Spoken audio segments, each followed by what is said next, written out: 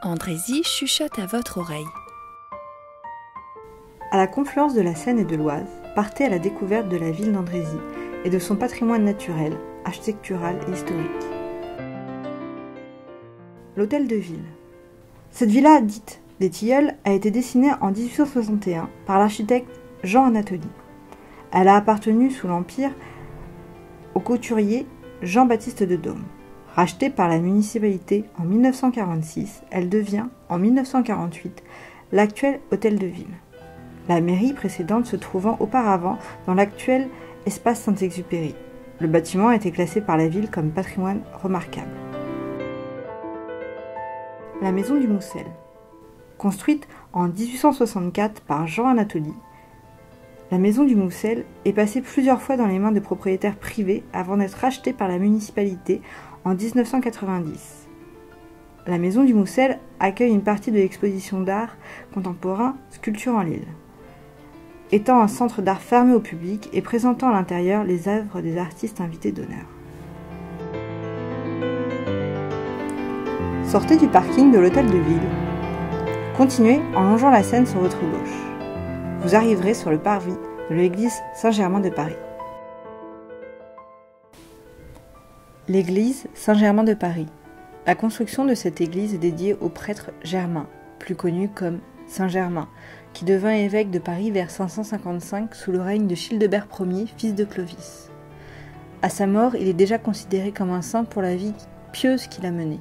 Elle subit des modifications après la guerre de Cent Ans, puis d'autres aménagements à partir de 1517 dans un style gothique flamboyant.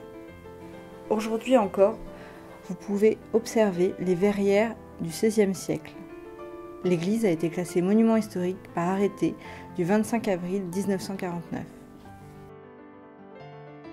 Lorsque vous êtes sur le parvis et faites face à l'église, prenez le trottoir à gauche le long des commerces et habitations. À quelques mètres sur votre droite, vous trouverez la porte royale. La porte royale. Cette porte faisait partie du mur du roi, séparant les terres cultivées d'Andrézy des terrains de chasse de la forêt de Saint-Germain-en-Laye, qui à l'époque débutait juste en face de l'autre côté de la Seine.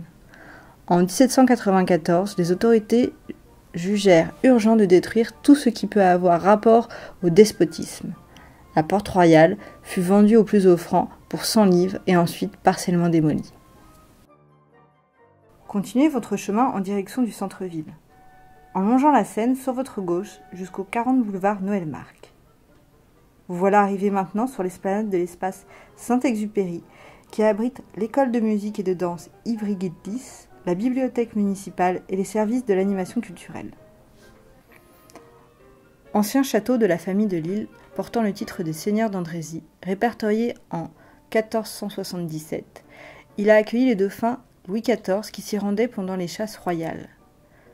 Le centre Saint-Exupéry a été remanié au début du XIXe siècle. D'abord utilisé comme manufacture d'objets pour fumeurs, puis de jouets, il est transformé en école-mairie en 1875, puis plus tard en bibliothèque. Après la pharmacie, prenez la ruelle rue de Beaulieu à droite.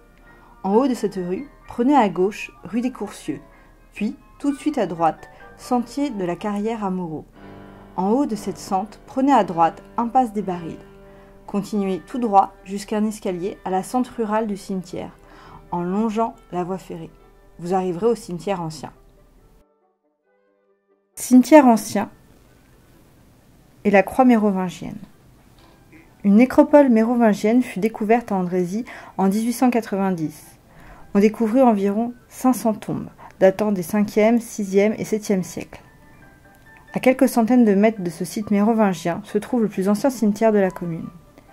Initialement situé près de l'église paroissiale, vers la rue de l'église, il a été transféré à l'emplacement actuel avant la Révolution. En sortant du cimetière, prenez la grande rue de Lothil qui descend, puis la rue du Moussel à droite. Continuez tout droit jusqu'au croisement. Prenez la rue tout de suite à gauche, l'avenue d'Eylau. Avancez jusqu'à la seigneurie Le Pic. La seigneurie Le Pic. Le quartier de l'ancienne seigneurie d'Andrézy propriété du chapitre de Notre-Dame de Paris depuis le IXe siècle, fut rachetée après la Révolution par le beau-père du général Louis Lepic. Après un séjour à Morcourt, le général Lepic s'y installa à sa retraite et y vécut jusqu'à la fin de ses jours, 1827.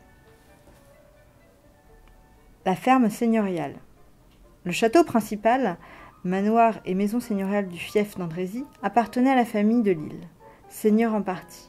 La charte de l'évêque Inchad attribue ainsi la seigneurie des terres d'Andrézy au chapitre Notre-Dame de Paris dès le IXe siècle. La propriété échoua en 1863 à Louis-Joseph Napoléon Lepic. Continuez cette avenue, puis prenez à droite rue du Général Lepic. Avancez au bout de cette rue et prenez à gauche. Vous trouverez la gare Tacot. La gare Tacot. Aujourd'hui maison des associations, ce bâtiment était jadis une gare. En 1912, le département de Seine-et-Oise construisit une voie de chemin de fer entre Pontoise et Poissy.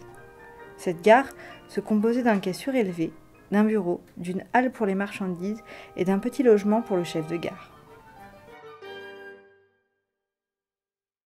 Nous espérons que vous avez passé un agréable moment. À très vite pour de prochaines aventures.